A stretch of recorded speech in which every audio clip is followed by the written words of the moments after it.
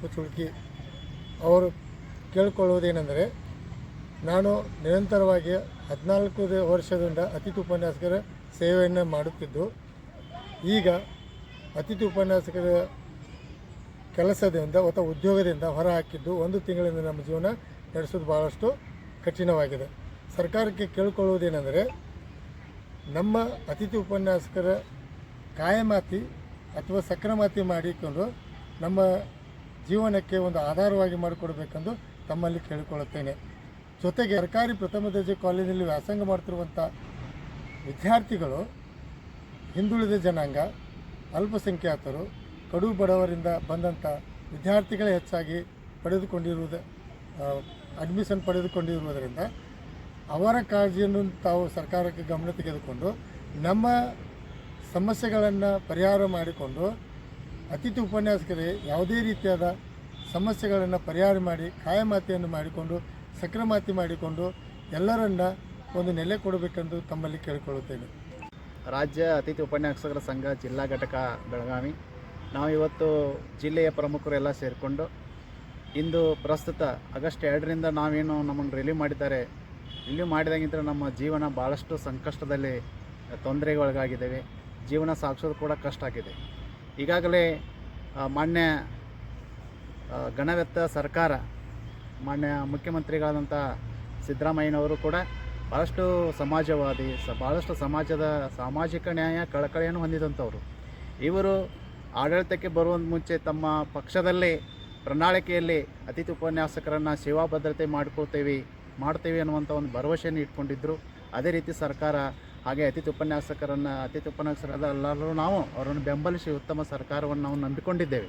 ಹೀಗಾಗಿ ಗಣವೆತ್ತಂತ ನಮ್ಮ ಉನ್ನತ ಶಿಕ್ಷಣ ಸಚಿವರಾದಂಥ MC ಸುಧಾಕರ್ ಸರ್ ಅವರು ಕೂಡ ಹೃದಯವಂತರು. ಅವರು ಸಮತಾವಾದ ಮತ್ತು ಎಲ್ಲರನ್ನೂ ಕೂಡ ತಮ್ಮ ಒಮ್ಮತಕ್ಕೆ ತಂದುಕೊಂಡು ಶಿಕ್ಷಣ ರಂಗವನ್ನು ಮುನ್ನಡೆಸುವಂಥ ಹೃದಯವುಳ್ಳವರು. ಅವರು ಕೂಡ ಅವರ ಗಮನಕ್ಕೆ ತರಬಯಸುವುದೇನೆಂದರೆ, ನಾವೀಗಾಗಲೇ ಹೀಗೆ ಪದೇ ಇದೇ ವರ್ಷ ಹೀಗೆ ಆಗ್ತಾ ಆಗಿರೋದು, ಹೀಗೆ ಆಗಬಾರ್ದು ಅನ್ನೋದು ನಮ್ಮ ಕಳಕಳಿ. ಅದಕ್ಕಾಗಿ ಏನು ಮಾಡಬೇಕಂದ್ರೆ, ಸೇವಾ ಭದ್ರತೆ ತಮ್ಮ ಪ್ರಣಾಳಿಕೆಯಲ್ಲಿ ಇರೋದರಿಂದ ಕೂಡಲೇ ಸೇವಾ ಭದ್ರತೆಯನ್ನು ಸೇವಾ ಹಿರಿತನದ ಮೇಲೆ ನಮಗೆ ಒದಗಿಸ್ಬೇಕಂತೇಳಿ ನಾವು ಮೊದಲ ಈ ಒಂದು ಬೇಡಿಕೆಯನ್ನು ನಾವು ಇಲ್ಲಿ ಚರ್ಚೆಗೆ ಒಳಪಟ್ಟು, ಸೇವಾ ಹಿರಿತನ ಅಂದರೆ ಮೊದಲ ಸೇವೆನೇ ಜ್ಯೇಷ್ಠತೆ, ಆನಂತರ ಅವರು ಕ್ವಾಲಿಫೈಡ್ ಈಗ ಒಂದು ಪರಿಗಣಿಸಿದರೆ ಈಗಾಗಲೇ ಸೇವೆ ಮಾಡುವಂಥವರು ಎಲ್ಲರೂ ಇದರಲ್ಲಿ ಒಳಗೊಳ್ತಾರೆ. ಹೀಗಾಗಿ ಇರುವಂಥ ಎಲ್ಲ ಉಪನ್ಯಾಸಕರು, ಸುಮಾರು 11,000 ಉಪನ್ಯಾಸಕರಿದ್ದೇವೆ, ಎಲ್ಲರೂ ಕೂಡ ಹೊರಗೋಗುವಂಥ ಚಿಂತನೆ ಅವರು ಬರೋದಿಲ್ಲ. ಅವರು ಕೂಡ ಸೇವೆಯಲ್ಲಿ ಇರ್ತಾರೆ, ಅವರು ಕುಟುಂಬ ಕೂಡ ರಕ್ಷಣೆ ಆಗುವಂಥ ಸಾಧ್ಯತೆ ಇದೆ.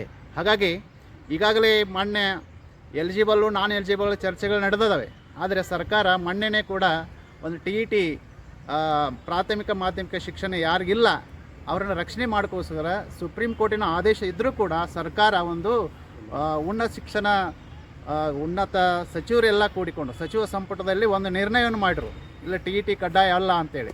ಹಾಗೆ ಕೂಡ ತ್ವರಿತಗತಿಯಲ್ಲಿ ಕೂಡ ನಮಗೂ ಒಂದು ನ್ಯಾಯವನ್ನು ಒದಗಿಸಿ ಎಲ್ಲರಿಗೂ ಸಾಮಾಜಿಕ ನ್ಯಾಯವನ್ನು ಕೊಡುವುದರಲ್ಲಿ ಸೇವಾ ಭದ್ರತೆಯನ್ನು ಕೊಡಬೇಕು, ಇಲ್ಲ ವಿಲೀನತೆಯನ್ನು ಮಾಡಿ.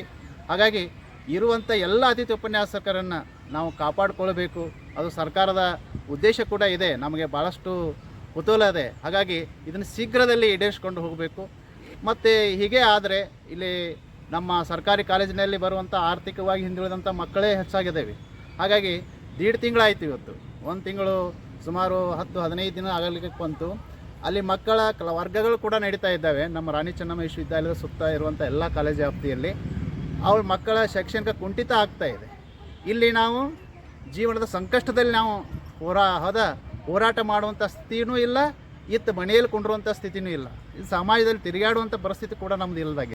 ಶಾಶ್ವತ ಇದಕ್ಕೊಂದು ಪರಿಹಾರ ಮಾಡಿ ಇಲ್ಲಿಗೆ ಇನ್ನು ಮುಂದೆ ಆದರೂ ಕೂಡ ಇಂಥ ಸಂಕಷ್ಟಕ್ಕೆ ತರದೆ ನಮ್ಮನ್ನೇ ಸುಮಾರು ಏನು ದುಡಿತಾ ಇದ್ದೇವೆ ಇವ್ರನ್ನೆಲ್ಲರನ್ನೂ ಕೂಡ ಅವರು ಇವರು ಅನ್ನುವಂಥ ತಾರತಮ್ಯ ಮಾಡದೆ ಎಲ್ಲರನ್ನೂ ಸೇವಾ ಭದ್ರತೆ ನೀಡಿ ನಮ್ಮ ಗಣಯುತ ಸರ್ಕಾರವನ್ನು ನಾವು ನಂಬಿದ್ದೇವೆ. ದಯವಿಟ್ಟು ಈ ಮನವಿ ಕಳಕಳಿಯನ್ನು ಮತ್ತೆ ಮಾಡೋದು ಬೇಡ. ಅದಕ್ಕೆ ಹೋರಾಟಕ್ಕೆ ನಮಗೆ ಪ್ರೇರಣೆ ನೀಡುವಂಥ ಡಿಸಿಷನ್ ಮಾಡಬೇಡಿ. ಅದಕ್ಕೆ ದಯವಿಟ್ಟು ಇಲ್ಲೇ ಕೋರ್ಟ್ ಆದೇಶ ಅದು ಬರದೇ ಇರಲಿ. ಅನೇಕ ಕೇಸುಗಳು ಇರೋದ್ರಿಂದ ಮೊಕದ್ದಮೆ ದೂರ ಹೋಗ್ಬೋದು, ಆದರೆ ನಮ್ಮ ಸಂಕಷ್ಟವನ್ನು ನೋಡಿ. ಹಾಗಾಗಿ ಸೇವಾ ಭದ್ರತೆಯನ್ನು ಕೂಡಲೇ ಒಂದು ಡಿಸಿಷನ್ ತೆಗೆದುಕೊಂಡು ನಮ್ಮನ್ನು ಸೇವೆ ಮಾಡಲಿಕ್ಕೆ ಅನುಕೂಲ ಮಾಡಿಕೊಡ್ಬೇಕಂತೇಳಿ ತಮ್ಮಲ್ಲಿ ಕಳಕಳಿ ಒಂದು ವಿನಂತಿಯನ್ನು ಮಾಡ್ತೀನಿ. ಇಲ್ಲ ಅಂದರೆ ಮತ್ತೆ ಪದೇ ಇಂಥ ಮೀಟಿಂಗ್ಗಳನ್ನ ಎಲ್ಲ ಜಿಲ್ಲೆಯಾದ್ಯಂತ ಕರೆ ಕೊಟ್ಟು ಜಿಲ್ಲೆಯಂತ್ರ ಮತ್ತೆ ಹೋರಾಟದ ಸ್ಥಿತಿಗೆ ಬರಬಾರ್ದು ಘನವತಿ ಸರ್ಕಾರ. ಹಾಗಾಗಿ ನಾವು ನಿಮ್ಮನ್ನು ನಂಬಿದ್ದೇವೆ, ದಯವಿಟ್ಟು ಈಗಲೇ ಇತ್ಯರ್ಥಪಡಿಸಬೇಕಂತೇಳಿ ನಾನು ಮತ್ತೊಮ್ಮೆ ಮನವಿಯನ್ನು ಮಾಡಿಕೊಳ್ತೇನೆ.